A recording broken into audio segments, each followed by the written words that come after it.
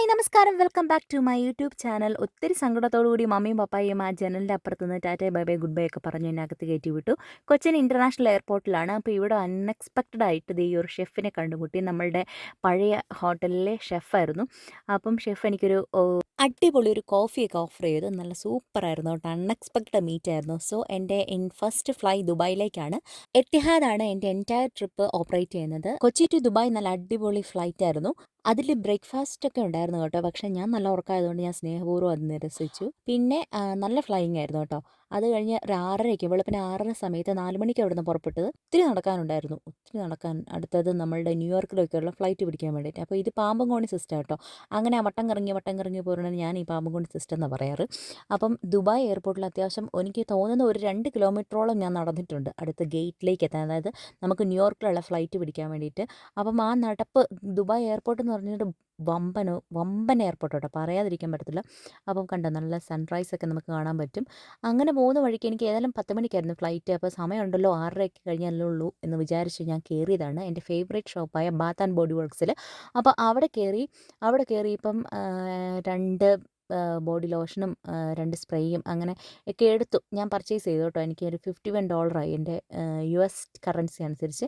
അത് വാങ്ങിച്ച് ഞാൻ ഗേറ്റ് എഫിൽ ഞാൻ എത്തിയപ്പോഴാണ് അറിഞ്ഞത് ഇവിടെ നിന്ന് ഇനിയുണ്ട് ഒരു 3-4 കിലോമീറ്റർ കേട്ടോ. 3-4 കിലോമീറ്ററെങ്കിലും ആ ബസ്സിൽ ഞാൻ യാത്ര ചെയ്തിട്ടുണ്ടാകും ഫ്ലൈറ്റിലേക്ക് എത്താനായിട്ട്. അടുത്ത എത്തിഹാദ് ഫ്ലൈറ്റ് ന്യൂയോർക്കിലേക്കുള്ള പിടിക്കാനായിട്ട്.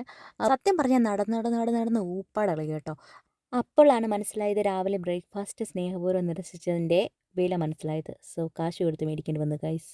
ഞാൻ അവിടുന്ന് ഒരു ട്യൂണ സാൻഡ്വിച്ചും ഒരു ലെമണേഡും വാങ്ങിച്ചു. പറയാതിരിക്കാൻ പറ്റത്തില്ല, കൊള്ളത്തില്ലായിരുന്നു കേട്ടോ, ഭയങ്കര മോശമായിരുന്നു.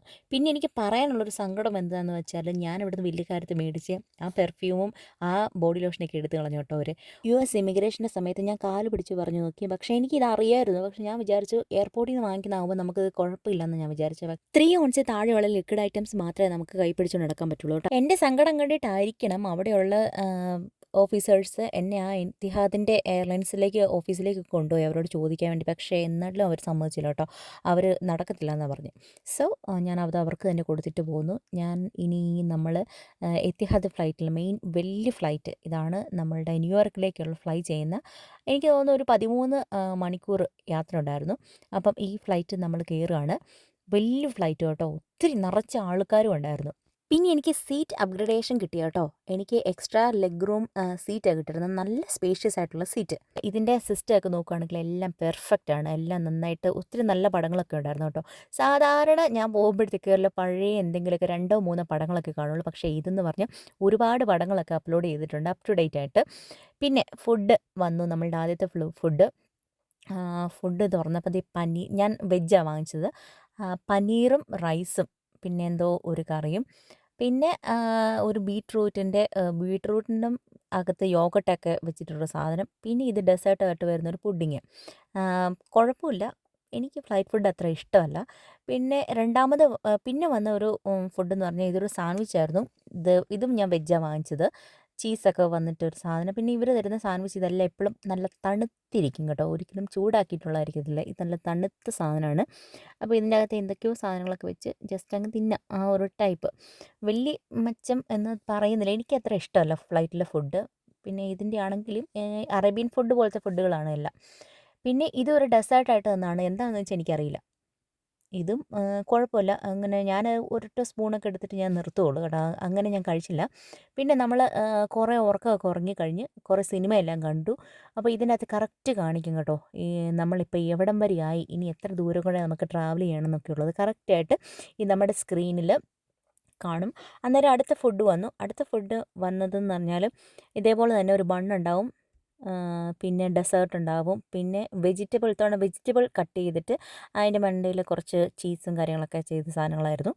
പിന്നെ മെയിൻ ഫുഡ് എന്താണെന്നുള്ളത് നോക്കിക്കഴിഞ്ഞാൽ റൈസും ചിക്കനുമാണ്. ഞാൻ ലാസ്റ്റ് മീലാണ് ഞാൻ ചിക്കൻ വാങ്ങിച്ചത്.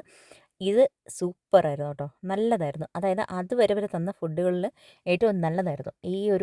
ഈ ചിക്കൻ ആക്കിയാണെങ്കിൽ നമ്മളുടെ ഒരു ടേസ്റ്റ് പോലത്തെ നമ്മുടെ ഇന്ത്യൻ ഫ്ലേവറൊക്കെ പോലത്തെ ഒരു സംഭവമായിരുന്നു. പിന്നെ നമ്മൾ ന്യൂയോർക്ക് എത്താറായി.